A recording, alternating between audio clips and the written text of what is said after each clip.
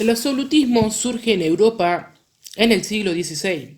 Los estados absolutistas se forman en la Edad Moderna. El poder estaba concentrado en el rey y en la corona.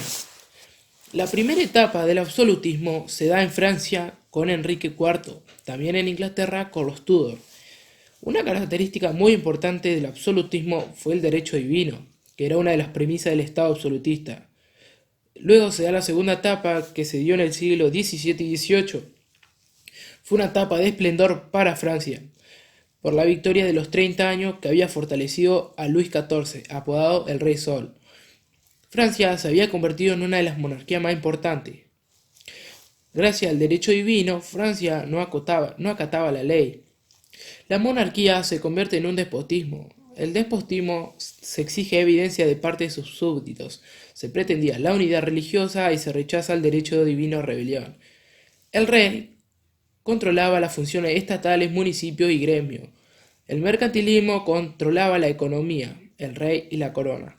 En 1682 Luis XIV lleva a Versalles 7.000 súbditos, y así fue como empiezan a expandirse, a hablar francés, el absolutismo entra en decadencia y así es como comienzan las revoluciones burguesas. El mercantilismo. El mercantilismo es un sistema económico en el cual los metales preciosos constituyen la riqueza esencial del Estado.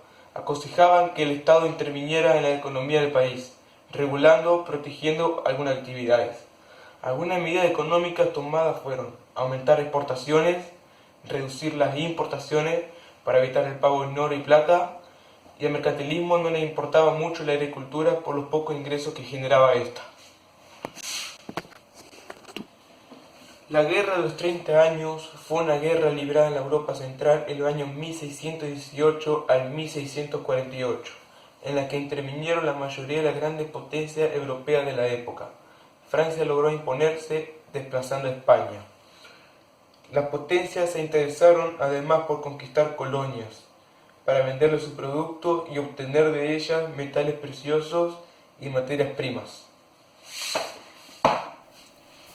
La creación del Parlamento. En el siglo XIII, fuertes conflictos enfrentaron a la monarquía inglesa con varios grupos sociales. Como consecuencia, en el 1215, el rey Juan sin Tierra se vio obligado a firmar la Carta Magna, un acta que limitaba la autoridad real en beneficio de la nobleza, ya que el rey no podía confiscar tierras ni arrestar a los súbditos sin la conformidad de sus pares. Fue considerado como un antecedente constitucional. Posteriormente se estableció el Parlamento, una asamblea convocada por el rey e integrada por miembros de la nobleza y por representantes de cada comuna, propietarios rurales y durante la Edad Moderna. Los intentos absolutistas de los estuardos. La dinastía de los estuardos gobernó en el siglo XVII con intenciones de imponer el absolutismo. Esta dinastía inició cuando asumió el gobierno Jacobo I, quien lo sucedió su hijo Carlos I, donde pretendió imponer la iglesia anglicana en Escocia. Provocó una rebelión donde el rey convocó el parlamento, con intención de crear impuestos y a recaudar fondos. La Cámara de los Comunes propuso entonces que el parlamento se convirtiera en una institución permanente, que gobernara junto al rey. Carlos I rechazó esta idea y disolvió una reunión parlamentaria,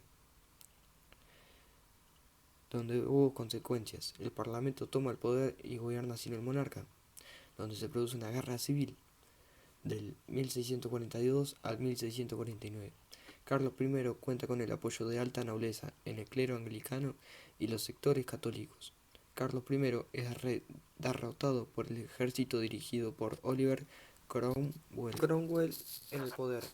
El Parlamento estableció una república con un poder ejecutivo y legislativo. Impulsó el dictado de las actas de navegación. Todos los productos eran transportados por barcos ingleses.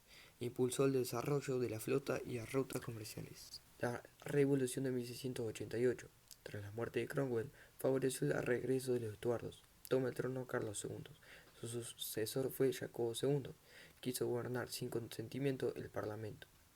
Estalló la Revolución Gloriosa. El Parlamento convocó a María y su esposo Guillermo de Orange para gobernar, para que derrocaran al monarca y asumieran como reyes de Inglaterra.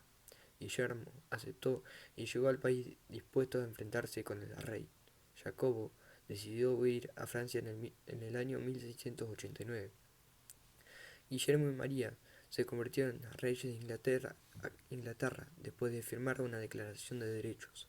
Aseguraba las libertades individuales y consagraba la superioridad de la ley.